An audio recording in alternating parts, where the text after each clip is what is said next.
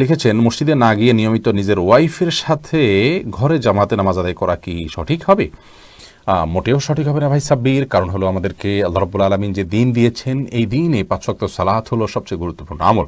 আর এই 5 ওয়াক্ত সালাত পুরুষদের জন্য মসজিদে গিয়ে সালাত আদায় করার নির্দেশনা আমাদেরকে দেওয়া হয়েছে। নবী সাল্লাল্লাহু আলাইহি সাল্লাম বলেছেন, 3 ব্যক্তি যাদের ব্যাপারে আল্লাহ রাব্বুল আলামিন নিজে জামিন এবং জিম্মাদার হয়ে যান, তাদের মধ্যে এক ব্যক্তি হলেন ওই ব্যক্তি যে মসজিদে যাতায়াত করে সালাত আদায় করার জন্য।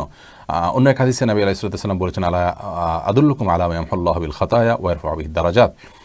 আমি তোমাদেরকে এমন আমলের কথা বলে দিব না যে আমলের কারণে আল্লাহ তাআলা তোমাদের মর্যাদা বৃদ্ধি করবেন এবং তোমাদের ভুল ত্রুটি এগুলোকে মাফ করে দিবেন। সেই প্রশ্নের পর সাহাবীরা বলেছে, অবশ্যই বনি ইয়া রাসূলুল্লাহ। তখন নবী সাল্লাল্লাহু আলাইহি ওয়াসাল্লাম যে আমলগুলোর কথা বলেছেন, তার মধ্যে একটা আমল হলো মসজিদে যে ঘন ঘন যায়।